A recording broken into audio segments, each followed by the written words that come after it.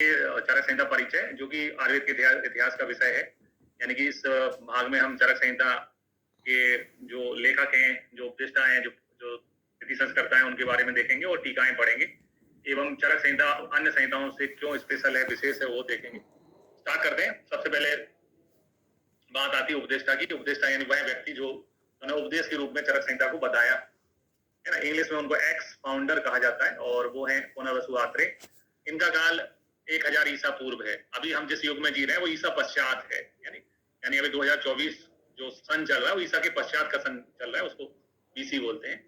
और एडी यानी ईसा से पहले जो है वो 1000 ईसा पूर्व उनका काल था। इस समय को उपनिषद काल कहा जाता है, क्योंकि उपनिषद का मतलब होता है, उपविशति शब्द एक संस्कृत का होता है, इसका मतलब होता है गुरु के समीप बैठ के अध्ययन करना। उस समय परंपराएं थी, आश्रम होते थे जहाँ गुरु होते थे और शिष्य उनके पास बैठ के अध्ययन करते थे। तो चरक संहिता के उपदेष्टा कौन है? पुनर्वसु आत्रे। ये क्वेश्चन बनेगा।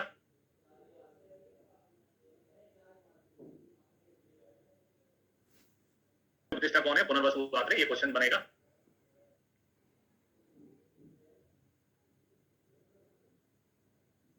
दूसरा तंत्रकर्ता यानी ऑथर जो है वो है अग्निवेश। इनका काल भी 1000 ईसा पूर्व है। चरक संहिता जिस रूप में लिखी गई उसमें अग्निवेश के जो है प्रश्न है, आत्रेय ने उनका आंसर दिया हुआ है। दोनों का समय एक ही है। विधि संस्कर्ता यानी कि समय के साथ साथ कोई भी चीज होती है ना, जैसे मेरे नोट्स हैं तो वो समय के साथ साथ मैंने उसमें एडिटिंग की है, नई चीजें जोड़ी हैं। उसी प्रकार से चरक संहिता में मतलब टाइम बीतने के साथ साथ उसमें जो चीजें आवश्यक थी उनका चरक संहिता का प्रति संस्कार किया आचार्य चरक ने। और इंग्लिश में इनको रेडेक्टर भी कहा जाता है ना। और इनका काल है 200 ईसा पूर्व। तो चरक संहिता में जो आचार्य चरक है उनका काल क्या है, वो अपने आप में क्वेश्चन है, तो ध्यान रखना है। चरक संहिता के जो प्रति संस्कर्ता है चरक, उनका काल 200 ईसा पूर्व है ना। यानी अभी से 2024 प्लस 200। आचार्य जो चरक के समय राजा सुंग जो है का शासन था, इसलिए उसको सुंग काल भी कहा जाता है। फिर आते हैं समपूरक। समय के साथ साथ कुछ चीजें जो है विलोपित हो जाती हैं, फिर जो नए व्यक्ति आते हैं उन विलोपित चीजों को उसमें ऐड कर देते हैं वापस से, उनको सप्लीमेंटर या समपूरक कहते हैं।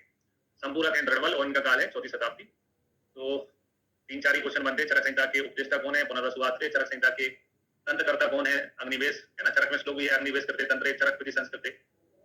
और समपूरक जो है वो द्रवल है, इनका काल 4वीं शताब्दी है। 4वीं शताब्दी अगर हम भूल जाएं, कैसे भी हमें याद नहीं रहे, तो हम ऐसा याद कर सकते हैं कि अगर जो है हमें आयुर्वेद को दृढ़ बनाना है, मजबूत बनाना है, तो चारों वर्ग के लोग जो है समाज में, चारों वर्ग के लोगों को उसमें सहयोग देना पड़ेगा है ना। चारों वर्ग के जो लोग हैं उनको सहयोग देना पड़ेगा। तो 4वीं शताब्दी है, दृढ़ बनाने के लिए चारों वर्गों को साथ में आना पड़ेगा। ऐसे करके हम याद रख सकते हैं। आत्रेय के उपदेश, आत्रेय ने जो बोला उनको तंत्र रूप में निबद्ध करने के कारण अग्निवेश जो है वो तंत्रकर्ता कहलाते हैं। अग्निवेश तंत्र जो था उसको और शब्दावली प्रदान करना, उसको और भाषा देना का काम आचार्य चरक ने किया है। तो उनको चरक संहिता का भाष्यकार भी बोला जाता है ना। भाष्यात्मक विधि संस्कार करने के कारण चरक को चरक संहिता का भाष्यकार भी बोला जाता है, भाषा प्रदान करने वाले हैं। चरक जो है चरक संहिता में अग्निवेश तंत्र उसको नाम दिया गया है। जब तृणवल काम सिद्धि स्थान पढ़ते हैं तो सिद्धि स्थान में श्लोक आता है, अग्निवेश करते तंत्रे चरक प्रति संस्कृत। चरक ने जो अग्निवेश तंत्र उसका प्रति संस्करण किया हुआ है। और तृणवल जो है वो चरक संहिता के संपूरक है। कॉमन एक क्वेश्चन है जो बनाया जा सकता है।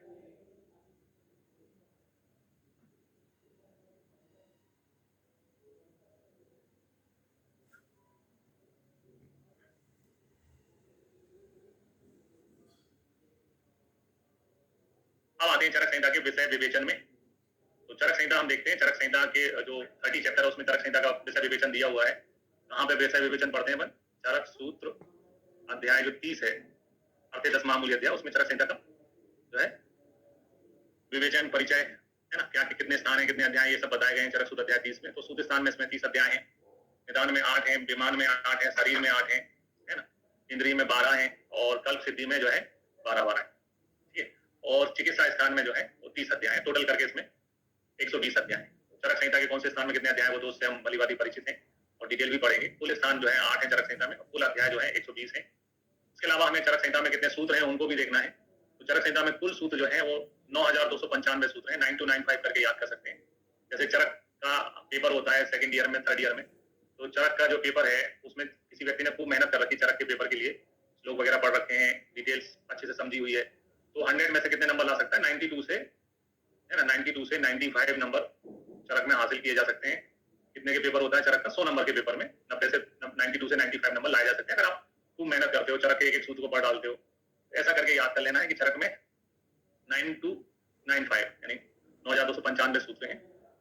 किस स्थान में कितने सूत्र हैं वो आपको याद करने की आवश्यकता नहीं है, इतना ध्यान देने की आवश्यकता नहीं है, लेकिन चरक चिकित्सा में श्रेष्ठ है, चरकस्तु चिकित्सके चरक चिकित्सा में श्रेष्ठ है, इसलिए चिकित्सा स्थान भी आपको थोड़ा गौर करना है। चिकित्सा स्थान में सबसे ज्यादा सूत्र हैं, सर्वाधिक हैं, और वो है 4904, 49 रन पे चरक ने एक चौका मार के अपनी 50 कर ली, है ना। 49 के स्कोर पे थे चरक को 50 करनी थी, तो उन्होंने एक चौका जड़ दिया और अपनी 50 पूरी कर ली। ऐसा दिमाग में याद करके 4904 सूत्र हैं, ठीक है, ऐसा हमको मेमोरी बना के चलनी पड़ेगी। फिर इसके बाद में आते हैं कुल औसत योग जो है, कुल औसत योग जो है वो है 1950, इसमें 1600 योग जो है वो चिकित्सा स्थान में वर्णित है और है ना बाकी से स्थानों में है। तो याद रखने का तरीका जो चरक काय में श्रेष्ठ है, चिकित्सा में, चिकित्सा में श्रेष्ठ है। चरक के बाद जो दिखाने आएंगे वो पेशेंट 18 साल के पहले के पेशेंट कहाँ जाते हैं, पीडियाट्रिक्स में दिखाते हैं। चरक के पास पेशेंट आएंगे 19 साल से, 19 साल का हो चुका होगा, और 50 साल तक के, 50 के बाद में जीरियाट्रिक में दिखाने चले जाते हैं, है ना। 19 से 50 साल के पेशेंट चरक को दिखाते हैं, 19 साल से लेके 50 साल के पेशेंट चरक को दिखाते हैं। ये कहानी है ना, अपने दिमाग में बिठा के आप इसके आयु से औसत योग याद कर सकते हो। 19 से 50 आयु से 1950 औसत योग है, ऐसा आप याद करना है आपको। चरक में 1950 औसत योग है।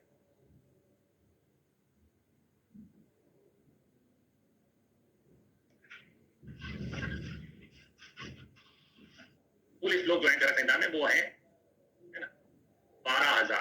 द्वादश का मतलब होता है 12 और सहस्र का मतलब होता है 1000। तो कुल जो है चरक संहिता में श्लोक है 12,000, 12,000 श्लोक है। कौन सी ऐसी संहिता है जिसमें 1,00,000 श्लोक है? चैट बॉक्स में लिखें, कौन सी ऐसी संहिता है जिसमें 1,00,000 श्लोक है ना। चरक संहिता में 12,000 श्लोक है, कौन सी ऐसी संहिता है जिसमें 1,00,000 श्लोक है, उसको लिखें चैट बॉक्स में।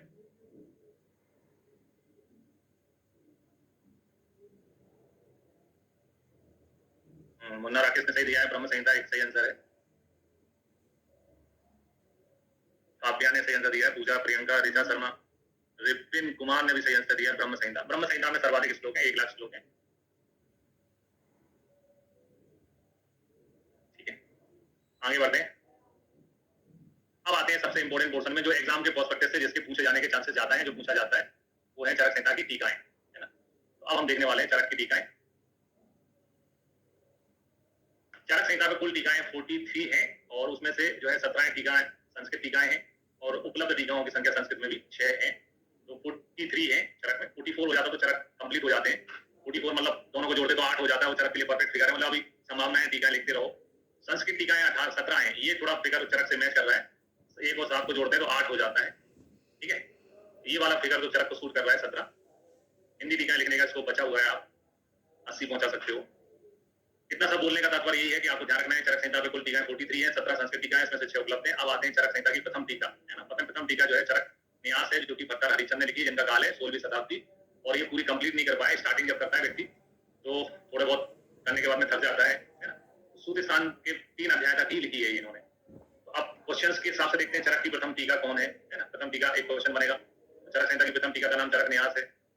प्रथम टीका जो है कितने अध्याय तक है, तो 3 तक है ना। और किसने लिखी है? भट्टार हरिचंद ने लिखी। कौन सी? भट्टार हरिचंद का काल क्या है? 6वीं शताब्दी। इतने सारे क्वेश्चंस में बन सकते हैं, ठीक है।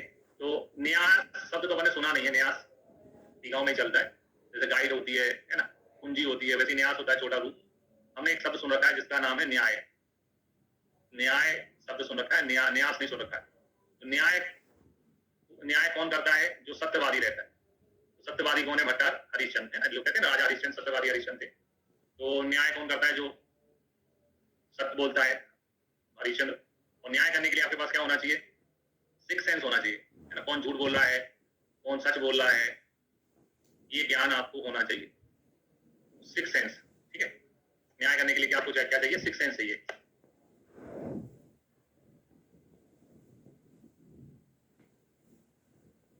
ठीक, ऐसे करके आपको याद करना है। चरक न्याय जो है भट्टार हरिचंद ने लिखी है, उनका काल सिक्स सेंस से 6वीं शताब्दी, ऐसा याद करना है। फिर आते हैं चरक पंजिका। चरक पंजिका लिखी है स्वामी कुमार ने, और इनका काल जो है वो 7वीं शताब्दी है। तो याद रखने का तरीका, जैसे स्वामी जो है भगवान को भी बोलते हैं, भगवान श्री कृष्ण का जन्म होता है तो उनके जन्म पे हम जो प्रसाद बनाते हैं उसको पंजरी कहते हैं। पंजरी किसके लिए बनाते हैं अपन? भगवान जो है श्री कृष्ण जिनको हम स्वामी बोलते हैं उनके लिए बनाते हैं। तो चरक पंजरिका जो है वो स्वामी कुमार ने लिखी है। और तुम स्वामी तुम देना साथ मेरा, भगवान को अपन हमेशा साथ रखते हैं, है ना, अपनी किताब में, हमारे रूम में, है ना, स्वामी को क्या रखते हैं? साथ रखते हैं हमेशा, भगवान को अपन हमेशा साथ रखते हैं, भगवान का आशीर्वाद लेके साथ चलते हैं, है ना। तो पंजरिका स्वामी कुमार की, इनका काल क्या है? 7वीं शताब्दी। फिर है निरंतर पद व्याख्या। एक व्यक्ति जो है निरंतर रूप से बाल नहीं कटवाता है, निरंतर रूप से उसको कह रहे हैं बाल कटवा लो, नहीं, वो कहता है नो, निरंतर बाल नहीं कटवाता है, बाल जो है उगाया जा रहा है। तो अगर जो है 9 महीने हो जाएंगे, जब भी उससे बाल कटवाने के बोलेंगे तो वो बोलेगा नो, है ना, नो नो, ऐसा करते करते 9 महीने निकाल देगा वो, नो बोलते बोलते 9 महीने निकाल देगा। तो उसकी क्या बन जाएंगी? बालों की जटाएं बन जाएंगी। जो बाल नहीं कटवाते, जैसे हमारे भोलेनाथ है, बाल नहीं कटे तो जटाएं होती हैं। तो निरंतर पद व्याख्या जो है वो जज्जर की है, ऐसा हमें याद रखना है ना। निरंतर रूप से बाल नहीं कटवाते तो क्या बन जाती है? जटाएं बन जाती है ना। 9 महीने तक नो नो बोलते रहते हैं। तो निरंतर पद व्याख्या किसकी है? जज्जर की है, ऐसा हमें याद करना है। फिर आते हैं न्यास, है ना। न्यास को तो अपन ने अभी याद किया, न्यास यानी न्याय होता है। तो न्याय कौन करते थे? है ना, हमारे अमित जी, है ना। अमित जो अमिताभ बच्चन को अमित जी भी कहते हैं, तो वो न्याय करते थे हर रोल के साथ। कुली बनते थे तो कुली दिखते थे, लावारिस बनते थे तो लावारिस दिखते थे, मतलब डॉन बनते थे तो डॉन दिखते थे। ऐसा नहीं है कि हर में अमिताभ बच्चन दिखता था हमको। वो जो कैरेक्टर करते थे उस कैरेक्टर के साथ अमित जी क्या करते थे? न्याय करते थे, है ना। और 9 पिक्चरें लगातार हिट दी थी। 90 के दशक तक जो है सुपरस्टार का, 90 के दशक तक सुपरस्टार कौन रहे? अमिताभ बच्चन ही रहे, है ना। 90 के दशक तक सुपरस्टार रहे, है ना, अभी तो अमिताभ बच्चन। लगातार 9 हिट दी थी इनने, ऐसा याद कर लो आप। 9 पिक्चर तो नाम आ जाएंगे मुंह में, है ना। कुली, लावारिस, मर्द, डॉन, दीवार, त्रिशूल, है ना। 9 नाम ले लो और करके 9 90 के दशक के सुपरस्टार थे। 9 हिट दी थी। इनका काल भी क्या है? 9वीं शताब्दी है। अमृत प्रभाव ने लिखी है, अमित नहीं है, अमृत प्रभाव ने लिखी है न्यास, है ना। अमित नहीं है, वो अमृत ही है, अमृत प्रभाव ने लिखी है न्यास। फिर आते हैं चरक वार्तिक, है ना। जैसे भगवान की पूजा करनी होती है तो अपन पूजा करने से पहले बर्ती बना के रखते हैं, ताकि जैसे नहा के आए बर्ती, दीपक जलाएं बर्ती से, बाती से। तो बर्ती से मैं यहाँ बाती लेने वाला, दिया और बाती आपने देखा होगा, दिया और बाती। तो बाती बनाते हैं, तो बाती आमतौर पर बाती बना के अपन घी में रख देते हैं, है ना। यहाँ पर हमने बाती बनाने के लिए यूज किया खीर का, है ना, क्योंकि भैया हमें दूध की बाती बनाना है, चरक हमारे भगवान है। तो चरक वार्तिक जो है ना, वार्तिका बनाई हमने खीर से। वो हमारे जो कि खीर से क्यों बनाई? क्योंकि वो हमारे 9 देवताओं में आते हैं, हमारे लिए 9 देवता के समान है ना, नव देवता के समान है चरक। चरक हमारे लिए 9, है ना, 9 देवता के समान है।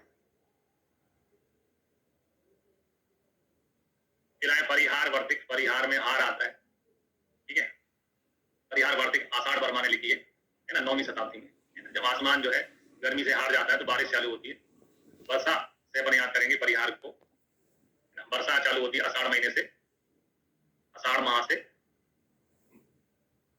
बारिश चालू होती है, आषाढ़ माह से। कब तक होती है? मतलब अभी बारिश चालू हुई है ना। जेठ आषाढ़ सावन भादो। तो जेठ आषाढ़, आषाढ़ के बाद में आता है सावन, सावन आने वाला है। 9वें महीने ना, 9वें महीना बोलते हैं 9 मंथ सितंबर, है ना। तो बारिश कब तक होती रहती है? जुलाई, अगस्त, सितंबर तक, है ना। सितंबर तक जो है 9वें महीने तक जो है वो बारिश होती रहती है, ठीक है। फिर आए बृहत तंत्र प्रदीप। हमने एक क्वेश्चन पूछा ओपिनियन पोल में, क्वेश्चन की भैया भारतीय समाज में कौन बड़ा है ना, नर बड़ा है कि नारी बड़ी है? नर और नारी का पोल करवाया और पोल में पूछा कि कौन बड़ा है, तो 10 में से 10 लोगों ने बोला भैया बड़ा कौन है? नर बड़ा है, अल्फा मेल। याद करने के लिए बोल रहा हूँ, यहाँ कुछ रेलेवेंट कुछ नहीं है। तो नर बड़ा है, 10 में से 10 लोगों ने यही बोला। तो याद रहने का तरीका, बृहत तंत्र प्रदीप जो है, बृहत बड़ा कौन है? नर। 10 में से 10 लोगों ने यही बोला, यानी 10वीं शताब्दी इनका काल है। फिर आओ चरक चंद्रिका जो है वो किसने लिखी है ना, गैदास ने लिखी है। तो जैसे पिक्चर अपन ने देखी है देवदास, है ना। तो देवदास में से देव चला गया तो क्या हो गया? वो गैदास हो गए। जैसे ही, है ना, चंद्रमुखी में से मुख चला गया तो वो क्या बन गई? चंद्रिका। चंद्रमुखी, पारो, देव, है ना, देवदास के कैरेक्टर आपने सुने हैं। चंद्रिका के चक्कर में देवदास क्या हो गए? गैदास हो गए, है ना। चंद्रिका के चक्कर में देवदास क्या हो गए? गैदास हो गए। और देवदास जो है एक से एक पिक्चर बनी है देवदास पे, है ना। हिंदी, इंग्लिश, सभी भाषाओं में एक से एक फिल्म बनी है, देवती तक बनी है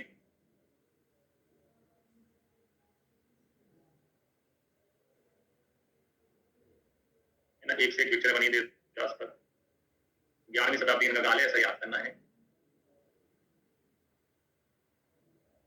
यानी कि चंद्रिका में से, है ना, देवदास के चंद्रमुखी में से चंद्रमुख चला गया तो देवदास क्या हो गया, गैदास हो गया। एक बार तुम्हारा मुंह देखने तो आए थे। 11 यानी एक से एक पिक्चरें इसमें बनी हुई है, ऐसा याद करना है अपन को। फिर आते हैं चरक भास, है ना, भाष्य से हमने किया भाषण।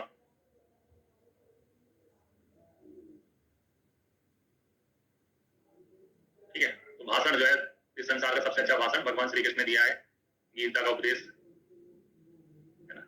सबसे अच्छा भाषण जो है वो गीता का उपदेश है ना। 11 दिन तक दिया था, ऐसा करके याद कर लो, है ना। या महाभारत के वैसे अलग दिन दिया, लेकिन 11वें दिन दिया था, 11 घंटे दिया था, अब कुछ भी करके याद कर सकते। चरक भाष्य जो है श्री कृष्ण ने की है 11 दिन तक, ठीक है, गीता उपदेश ऐसा करके अपन याद कर लेंगे। फिर आते हैं आयुर्वेद दीपिका, ठीक है, दीपिका शब्द जुड़ा हुआ है, दीपिका शब्द में जोड़ देते हैं पादुकोण, है ना। दीपिका पादुकोण के चलते हैं चक्कर, रणवीर रणवीर युवराज एक जमाने में, है ना, एक से एक चक्कर।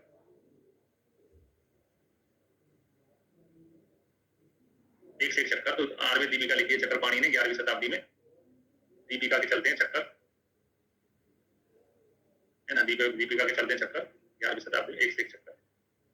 एग्जैक्ट सन देखेंगे तो 1075 होता है, जैसे अभी 2024 चल रहा है, 21वीं सदी बोलते हैं अभी, है ना। फिर और चरक तत्व प्रदीपिका, है ना, चरक तत्व प्रदीपिका की बात कर लेते हैं, तो उसमें तत्व शब्द आता है। कोई लड़की जानना चाहती है कि उसके जीवन में कोई तत्व, है ना, इसको अपन कह सकते हैं राजकुमार, सपनों का राजा, दूल्हा, लड़का, बॉय, है ना।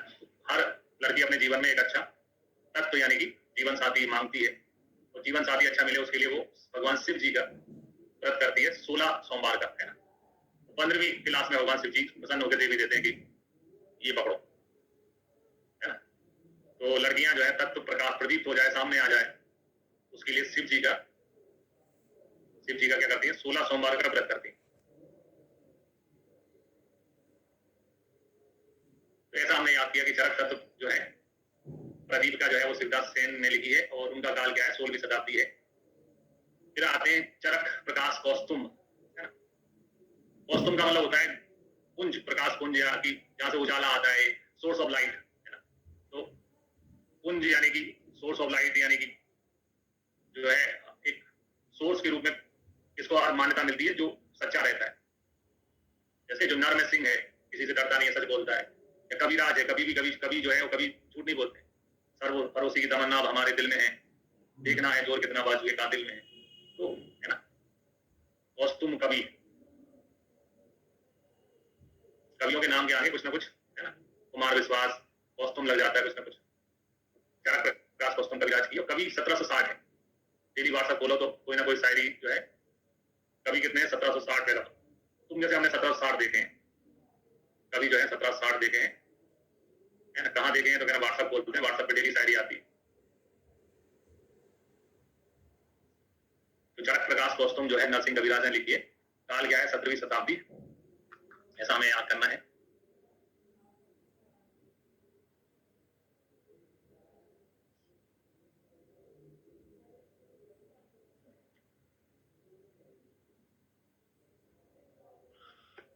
फिर आते हैं चरक प्रकाश कौस्तुम जो है वो लिखी है योगीनाथ सेन ने, और इनका काल 19वीं शताब्दी है। तो चरक धन उपस्कार, दो शब्दों से मिला है ये, चरक धन उपस्कार, तो दो चीजों के योग से बनी है ना। चरक और उपस्कार के योग से बनी है, तो किसने लिखी, योगीनाथ सेन ने। जैसे 18 और 18 में एक साल और जोड़ दो तो कितना हो जाता है, 19, है ना। 19वीं सदी इसका काल है, ऐसा करके हमें याद रखना है। फिर आए जल कल्प तरु जो है, जल कल्प तरु जो है लिखी गंगाधर राय ने। तो याद रखने का तरीका, गंगा के जल में, है ना, बहुत सारी कल्पनाएं होती हैं, है ना। लोगों तो गंगा जल में मोक्ष मिल प्राप्त करते हैं, गंगा के जल में बहुत सारी क्या होती है, कल्पनाएं होती हैं। लोग मरते समय गंगा जल की ही कल्पना करते हैं कि गंगा जल पिला दे कोई, है ना। तो जल कल्प तरु किसकी है, गंगाधर राय ने। जल कल्प जो है किसकी है, गंगाधर राय की है। 19वीं शताब्दी इसका काल है। तो पुरानी पिक्चर देखते थे, इसमें गंगा जी साफ दिखती थी। जैसे ही जो है 19वीं शताब्दी बीती, गंगा 19 साल की हुई, तो राम तेरी गंगा मैली हो गई। क्या रखने के तरीके सब, है ना, राम तेरी गंगा मैली हो गई। फिर आओ चरक प्रदीप का, चरक तत्व प्रदीप का लिखी थी सिद्धा सेन ने, चरक प्रदीप का। अब व्यक्ति जो है इतना 16 सोमवार का व्रत नहीं करना चाहता, ये तुरंत प्रदीप जानना चाहता है कि उसके भविष्य में क्या है। तो आपके भविष्य के बारे में जानना चाहते हो तो आप इसको दिखाओ, ज्योतिषी को दिखाओ।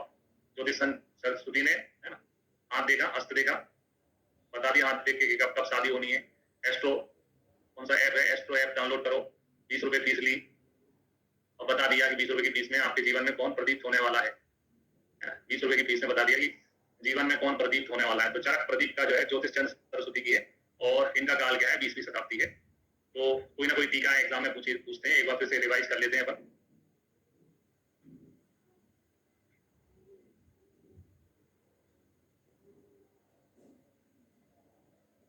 कमेंट में लिखा है तो लोगों ने आवाज उसकी सही नहीं आ रही है, क्या ये सभी के साथ है? सबके साथ ऐसे हो रहा है, आवाज स्क्रीन नहीं आ रही?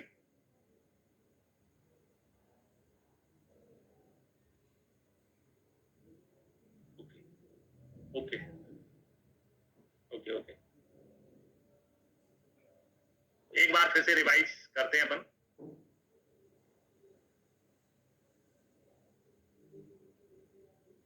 तो सबसे पहली टीका थी चरक न्यास। प्रथम टीका, न्याय करने के लिए व्यक्ति को होना चाहिए, सत्यवादी होना चाहिए, हरिश्चंद्र होना चाहिए और सिक्स सेंस होना चाहिए। तो न्यास जो है भट्टार हरिश्चंद्र की थी, सिक्स सेंस था उनके अंदर। तो 6वीं शताब्दी उनका काल है। और जो सच बोलता है वो ज्यादा दिन तक जिंदा नहीं रहता है, ज्यादा सर्वाइव नहीं कर पाता है, सच की उम्र छोटी होती है। तो 3 अध्याय तक ये लिख पाए थे। चरक पंजरिका में पंजरी है, पंजरी बनाई हमने हमारे स्वामी के लिए, स्वामी को बोला हमारे साथ रहना। चरक पंजरिका स्वामी कुमार की है, 7वीं शताब्दी। निरंतर रूप से एक व्यक्ति ने ठान लिया कि मैं बाल नहीं कटवाऊंगा, निरंतर पद व्याख्या लिखी है जयचक ने, 9वीं शताब्दी में। 9 बोलते थे जब भी बाल कटाने की बारी आती थी। न्याय करते थे अमित जी, अमित प्रभाव, अमृत प्रभाव ने लिखी है और 90 के दशक के सुपरस्टार थे, 9वीं शताब्दी। चरक वार्तिक जो है बर्ती बनाई हमने चरक जी के लिए क्षीर से, क्षीर स्वामी दत्त ने लिखी है। काल क्या है, 9 देवता है, चरक हमारे 9 देवताओं जैसे, 9वीं शताब्दी। परिहार, बाद में हार गए, है ना, आंसू, जो आप जब हार हो जाते ना तो लोग आंसुओं की बारिश करना चालू करते थे। आंसुओं की बारिश में तुम तो डूब जाओगे, हारने पर लोग जो है आंसू बहाने लगते हैं ना। वर्ल्ड कप 2023, आंसुओं, हारने पर क्या आते हैं, आंसू। मोए मोए, तो ये मोए मोए मोए चालू हुआ था आषाढ़ महीने के बाद से, आषाढ़ वर्मा ने लिखी है। और कब तक चला, 9वें महीना, है ना, ऐसा याद कर लेना है। फिर और भरत तंत्र प्रदीप जो है वो बड़ा कौन है, नर है कि नारी है? सब लोग 10 में से 10 लोगों ने बोला नर बड़ा है। नरदत्त ने लिखी है भरत तंत्र प्रदीप। चरक चंद्रिका, चंद्रिका के मुंह को देखने आए देवदास, मुंह नहीं दिखा तो गए गए चले गए, है ना। जैसे लड़के होते हैं ना, चक्कर काटते हैं कॉलोनी में, लड़की दिख जाए, नहीं दिखती तो चले जाते हैं। मुख चला गया चंद्रिका में से, चंद्रमुखी में से, तो देवदास हो गया गयदास। देवदास पे एक से एक पिक्चर बनी है, शाहरुख खान की देवदास है और एक तो अनुराग कश्यप की देवडी भी है। अलग अलग भाषाओं में दिलीप कुमार, बहुत लोगों ने अभिनय किया है देवदास में। चरक भाष से भाषण देने में सबसे अच्छे हमारे श्री कृष्ण जी, गीता का भाषण दिया 11 दिन तक, 11 घंटे, है ना, 11 घड़ी कैसे भी याद कर लो। आयुर्वेद दीपिका, दीपिका के चलते हैं चक्कर, चक्रपाणी ने लिखी है, 11वीं शताब्दी। चरक प्रकाश, चरक तत्व प्रदीप का, तत्व प्रदीप हो जाए उसके लिए लड़कियां 16 सोमवार का व्रत रखती है, 16वीं शताब्दी। और शिवदास सेन ने लिखी है। चरक प्रकाश कौस्तुम, कौस्तुम कविराज, 1760, 17वीं शताब्दी। चरकोपस्कार, चरक धनोपस्कार, योगीनाथ सेन ने लिखी है, 18+1, 19वीं शताब्दी। जल कल्पतरु लिखी है गंगाधर राय ने, 19वीं शताब्दी। और चरक प्रदीप का लिखी है ज्योतिष चंद्र सरस्वती ने, 20वीं शताब्दी। 20 रुपए फीस थी ज्योतिष जी की हाथ देखने की। ऐसे करके हमें सारी टीकाएं याद रखना है और टीकाएं ही पूछी जाती हैं इसमें, चरक की टीकाएं परिचय में पूछी जाती हैं। अब आते हैं अपन हिंदी वाले पोर्शन में आते हैं, ठीक है। हिंदी पोर्शन में देखते हैं, हिंदी टीका कहने का मतलब होता है जो बुक्स आती है मार्केट में, वो हिंदी टीका जो है श्री कृष्ण लाल ने लिखी हुई है, उनकी भी बुक आती है हिंदी में। जयदेव विद्यालंकर की बुक आती है, अत्रिदेव विद्यालंकर की बुक आती है। ब्रह्मानंद त्रिपाठी जो है वो चरक चंद्रिका नाम से आती है, ब्रह्मानंद, है ना। और ये हिंदी में है, ठीक है, हिंदी में। तो चरक चंद्रिका आपसे पूछा जाएगा संस्कृत में, तो संस्कृत में आंसर हो जाएगा जयदास, और हिंदी में पूछेंगे तो आंसर होगा ब्रह्मानंद, है ना। संस्कृत में लिखी है वो चरक चंद्रिका, इन्हें हिंदी में लिखी है ब्रह्मानंद त्रिपाठी में। रवि दत्त ने लिखी है वैद्य मनोरमा, रवि दत्त से ही पढ़ा है मैंने बुक्स में। कई लोगों ने कमेंट्स में लिखा है सर बुक से पढ़ेंगे, बुक्स थोड़े चेंज होती है, बुक्स तो वही की वही रहती है। एक बार आप मैंने बुक से पढ़ा दिया तो आप वही वीडियो दोबारा से देख सकते हैं। बुक्स में पढ़ने पर मैं कभी, इसलिए बुक्स पढ़ना चाहिए, मैंने 56 बार पढ़ी है, 50 से 60 बार पढ़ी है। उसके बाद में मैंने ये सार निकाला है कि बुक्स में से ये पूछा जाता है, 100% यही आता है एग्जाम में। तो अगर आप भी कोई मेहनत करोगे तो फिर मतलब क्या है ना। नोट से बाहर कुछ नहीं आता है, आप नोट की एक लाइन को याद रखे रखें, 2-4% क्वेश्चन आ जाते हैं, उनसे आपका सिलेक्शन नहीं रुकता है। नोट बुक्स का रिवीजन नहीं हो पाता है, आप कितनी भी हार्डली कोशिश कर लोगे, बुक से कभी रिवीजन नहीं हो पाता है। तो अगर जो फाइनल ईयर में, थर्ड ईयर में, तो वो बुक्स पढ़े, अन्यथा नोट सबसे अच्छे हैं। 19 साल की मेहनत है ये, जो आपको ज्ञान देते हैं कि बुक से पढ़ना चाहिए, वो कभी नोट्स बना नहीं सकते, इसलिए वो ज्ञान देते रहते हैं, लेकिन ultimately notes is the best. और आप पुराने जिन लोगों ने पिछले साल भी पढ़ी उनसे भी पूछ सकते हैं, नोट्स में से पूरा का पूरा आया इस बार भी जितना भी पेपर था। तो रवि दत्त से पढ़ाया मैंने, बुक चेंज होती नहीं है तो आप है ना, अगर बुक से पढ़ना चाहते हैं तो रिकॉर्डिंग में है, आप उसको पढ़ सकते हो। इसके अलावा काशीनाथ पांडे और गोरखनाथ शास्त्री की विद्योधनी हिंदी व्याख्या, इसमें बहुत सारे विमर्श लिखे हैं। विमर्श जो है उनको समझ में आते हैं जिनने चरक सुशोधस्थान सारी चीजें पढ़ ली हूँ, तब विमर्श पढ़ने पर समझ में आता है, अन्यथा आपको लगता है चरक में लिखा है कि विमर्श जो है दूसरे ग्रंथों के रहते हैं। लेकिन तो पढ़ने के हिसाब से अच्छी बुक जो है वो यही है, काशीनाथ पांडे और गोरखनाथ शास्त्री हिंदी में। अब आते हैं अनुवाद में। अनुवाद जो है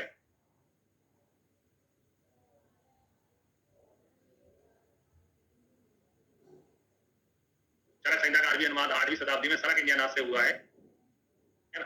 तो चरक जो है अरब में पहुंचे कैसे? सरक के। अरब अपने अरब कंट्री है, अरब कंट्री में चरक पहुंचे है ना। चरक जो है इंडिया से सरक के पहुंचे, क्योंकि उस जमाने में तो हेलीकॉप्टर चलते नहीं थे, हवाई जहाज चलते नहीं थे, तो कैसे पहुंचे? सरक खिसकने को बोलते हैं, सरक सरक के पहुंचे चरक। तो सरक इंडियनाथ लिखी है, अरबी अनुवाद हुआ है 8वीं शताब्दी में, और चरक अनुवाद 8वीं शताब्दी में ही हो सकता था। चरक को 8 फिगर बहुत प्रिय है ना, ये चीज आपको मालूम होना चाहिए।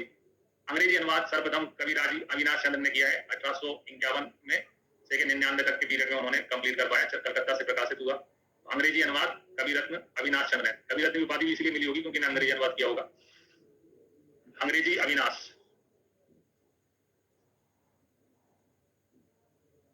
आ से अंग्रेजी, आ से अविनाश, अविनाश चंद्र ने अंग्रेजी में अनुवाद किया। इसके अलावा जो हमारा जामनगर है उसको IPGT कहते हैं, वो इंटरनेशनल इंस्टीट्यूट है। तो जामनगर में है ना दूसरे कंट्रीज से भी स्टूडेंट पढ़ने आते हैं।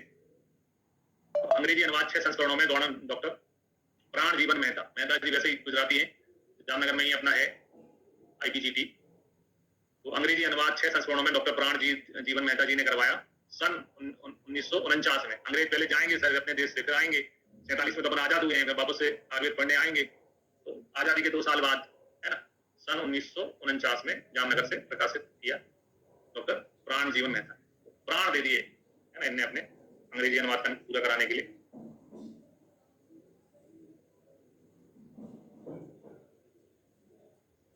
इसके अलावा हिंदी भाषा में प्रथम अनुवाद पंडित ज्वाला प्रसाद ने जो है लाहौर से, तेलुगु व्याख्या विश्वनाथ शास्त्री ने कौमुदी नाम से की हुई है। तो तेलुगु भी है, आजकल तो हर पिक्चर हिंदी तेलुगु सब में रिलीज होती है, कौमुदी नाम से की है। फिर आते हैं चरक से संबंधित रखने वाले आचार्यों के परिचय, इसको देखते हैं। तो है ना भरद्वाज ने इंद्र से ज्ञान प्राप्त किया था। भरद्वाज के पिता बृहस्पति और माता का नाम ममता था। ठीक है, तो जो बृहस्पति थे वो इंद्र के गुरु थे। बृहस्पति इंद्र के गुरु है, बृहस्पति जो है वो इंद्र के गुरु हैं। तो आपके गुरु का लड़का आपके पास आए, यार मैं अपने लड़के को भेज रहा हूँ उसको नोट्स दे देना, तो मना करोगे क्या? मेरा टीचर है, मेरे कोई टीचर है, तो टीचर भेजे यार वो नरेंद्र, मैं किसी को भेज रहा हूँ उसको यार थोड़ा PG की तैयारी करना है, थोड़ा देख लेना, आप ठीक है आ जाओ है ना, आप दे दोगे ना अपने नोट्स वगैरह। तो वैसे ही जो है इतने सारे ऋषियों में कौन गया भगवान इंद्र के पास ज्ञान प्राप्त करने के लिए? भरद्वाज पहुंचे है ना, क्योंकि उनके पिता जो है बृहस्पति थे और माता ममता थी। चरक संहिता में भरद्वाज को तपस्वी ऋषि होने के कारण उग्र तपा नाम से संबोधित किया गया है ना। तो मतलब छोटे मोटे तपस्वी नहीं थे, उग्र तप करने वाले थे। उग्र तप नाम से उग्र तपा नाम इनका पड़ा हुआ है। ठीक है, उग्र तपा किसका पर्याय है वो पूछा जा सकता है, भरद्वाज का है। फिर आयुर्वेद का ज्ञान प्राप्त हुआ, आयुर्वेद से आपको आयु की प्राप्ति होती है, इनको आयु प्राप्त हो गई तो अमित आयु भी इनका नाम है। तो यहाँ 2 क्वेश्चन बन सकते हैं। एक क्वेश्चन जो है उग्र तपा किसका पर्याय है, अमित आयु किसका पर्याय है, ये क्वेश्चन बनाए जा सकते हैं। उग्र तपा भरद्वाज का पर्याय है, अमित आयु भी भरद्वाज का पर्याय है।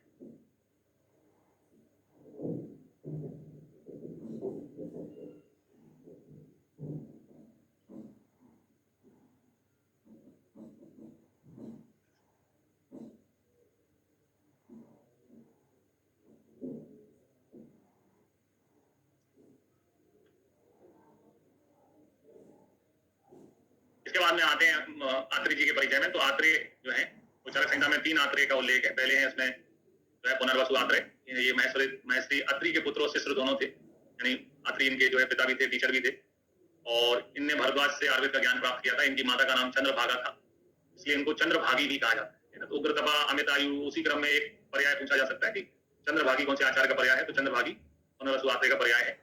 इसके अलावा चरक संहिता में एक कृष्णात्रेय का भी उल्लेख आया हुआ है, कृष्णात्रेय का भी वर्णन है। तो जो कि चरक सूत्र अध्याय 11 में, जिसका नाम प्रियशनी अध्याय है, इसमें जो है अष्टत्रिक बताए गए हैं तीन तीन के स्वरूप में चीजें बताई गई हैं, तीन प्रकार के बल होते हैं, तीन प्रकार के रोग के आयतन होते हैं, त्रिविध रोग मार्ग होते हैं, त्रिविध औषधियां होती हैं, कारण होते हैं, इस प्रकार से। तो वो उनका वर्णन जो है वो किसने किया है?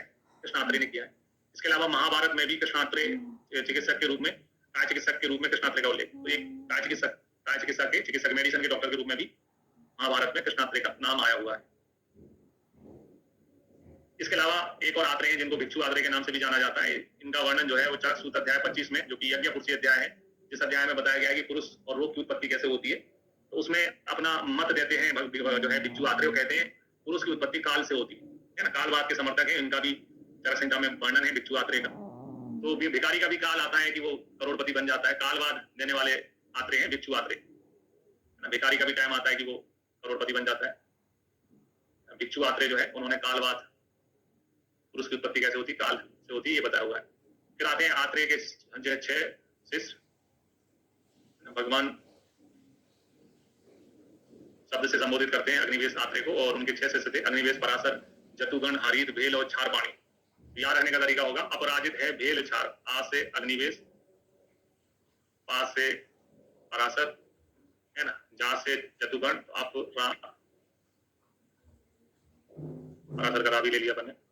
अपराजित है भेल, भोपाल को भी कहते हैं भेल फैक्ट्री, यहाँ पर भेल क्षार, यहाँ का क्षार जो है सब जगह एक नंबर क्वालिटी का है भेल क्षार। अपराजित है भेल क्षार, ऐसे करके आत्रेय के 6 शिष्य थे, अग्निवेश, पराशर, जतुगण, हरित, भेल और क्षारपाणी। कभी कभी इसमें क्वेश्चन ऐसा भी आ जाता है कि निम्नलिखित में कौन सा अग्निवेश का सहपाठी है, तो आत्रेय के शिष्य थे और बाकी 5 लोग जो है अग्निवेश के क्या थे, सहपाठी, क्लासमेट, सहपाठी। इसके बाद में देखते हैं आचार्य चरक के बारे में।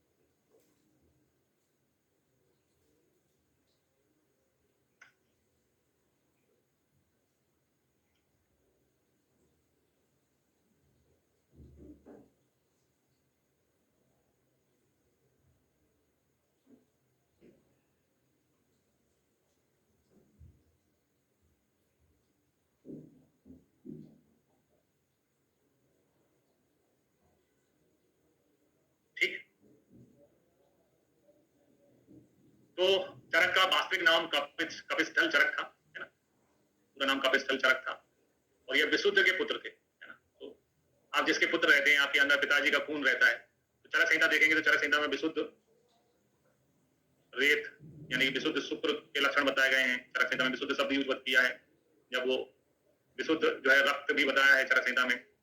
पिताजी के नाम का बहुत यूज किया है ना, विशुद्ध रक्त चरक संहिता में बताया गया है। विशुद्ध आर्तव भी है ना, के लक्षण भी अपन चरक संहिता में पढ़ते हैं, तो चरक संहिता में विशुद्ध शब्द है, अपने पिताजी को है ना ट्रिब्यूट देते हैं।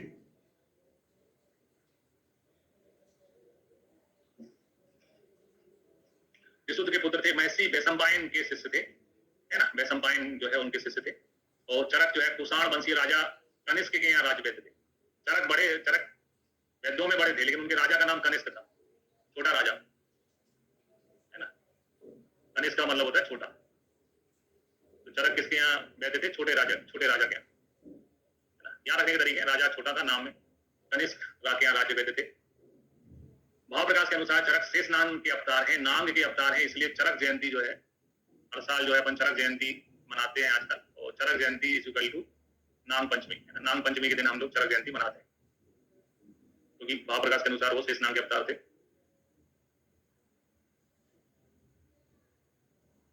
है ना। यावावर कोटि के ऋषि थे चरक, है ना। 2 प्रकार के ऋषि होते हैं, एक शालीन होते हैं, कुटी में रहने वाले, मतलब एक जगह आश्रम बना लिया, कुटी बना ली, वहीं पर प्रवचन देते हैं, वहीं पर उनके शिष्य आते रहते हैं। और दूसरे होते हैं जो घूमते रहते हैं, है ना, घूम के ज्ञान प्राप्त करते हैं। तो यावावर श्रेणी के ऋषि थे, घूमने फिरने वाले, जो चलते रहते थे, वही चरक कहलाते हैं, ऐसा बोलते हैं कई लोग। जो समुदाय चलता रहता था उनको चरक कहते थे।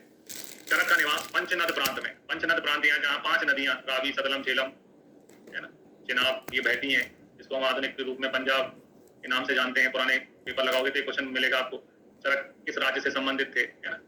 तो चरक जो है पंजाब, आधुनिक पंजाब राज्य से संबंधित है ना। पंचनद प्रांत में इरावती और चंद्रभागा नदियों के बीच स्थित, है ना। अपने गांव के नाम को है ना नाम में जोड़ा है, कपिस्थल चरक है, कपिस्थल इनका गांव था। इसके अलावा कृष्ण यजुर्वेद की एक शाखा का नाम भी चरक है, इस संप्रदाय के लोग भी चरक कहलाते हैं। थोड़ी कंट्रोवर्सी भी है, मतलब है ना, एकदम सीधा नहीं है, कृष्ण यजुर्वेद की एक शाखा का नाम भी चरक है और इस संप्रदाय के लोग भी चरक कहलाते हैं।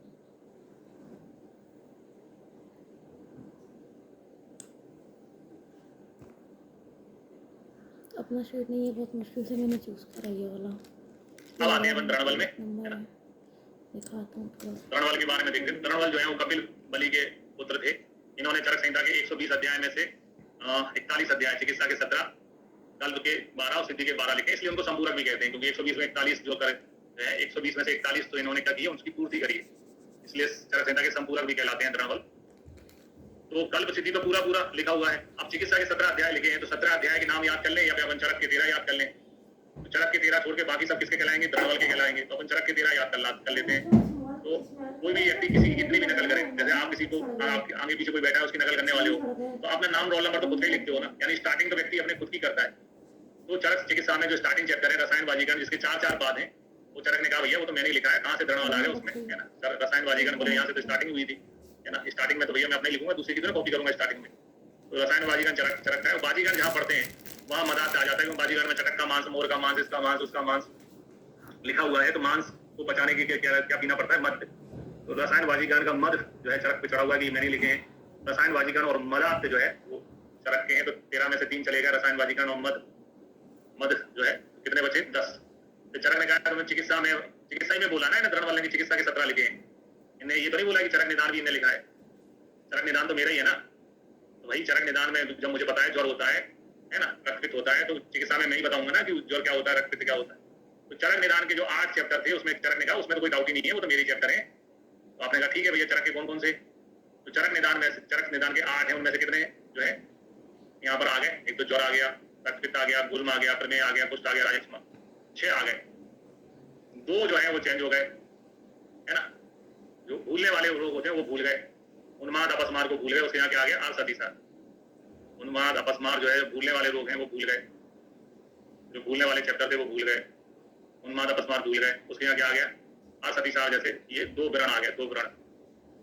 आदमी 2 गलतियां कर देता ना, कि इंटरव्यू में 8 क्वेश्चन पूछे थे, 2 गलत बताए मैंने यार, तो आदमी कहता है कि ठीक है अब इसको फैलाओ मत, जो हो गया। आलसतिसार की जगह उन्माद अपस्मार गया, आलसतिसार आ गया, 2 व्रण आ गए, इसको फैलाओ मत आगे विसर्ग आ गया।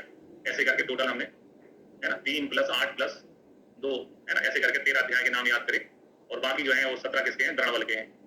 कैसे याद किया अपन ने भैया, हर व्यक्ति कोई किसी की कॉपी क्यों ना करे, अपना नाम रोल नंबर तो अपने लिखता है ना, यानी स्टार्टिंग तो खुद की करता है ना। तो स्टार्टिंग में चरक का रसायन वाजीकरण चरक का है, वाजीकरण का उनको मद भी है, मदात भी है उनका, बचे 10। तो चरक निदान में से, जो चरक निदान के 8 चैप्टरों में से जो भूलने वाले हैं, जिसमें व्यक्ति की याददाश्त चली जाती, भूलता है, उन्माद अपस्मार, उसको भूल गए चरक, क्या लेके आ गए, आ से आने वाला आलसतिसार, भूल गए, आ गया, आलसतिसार आ गया। ये 2 व्रण है, इसको ज्यादा फैलाना नहीं है, विसर्ग आ गया। विसर्ग नहीं फैलने वाला रोग, तो अब फैल जाओ, इससे ज्यादा नहीं फैलना, है ना, क्योंकि अब तो खत्म कंप्लीट हो गए। तो ऐसे करके टोटल 13 अध्याय चरक के, और शेष जो अध्याय जो है वो आचार्य द्रणवल ने लिखे। ठीक है, ब्रेक लेते हैं, ब्रेक के बाद में फिर अपन चरक की विशेषताएं देखेंगे। तो 15 मिनट का ब्रेक है।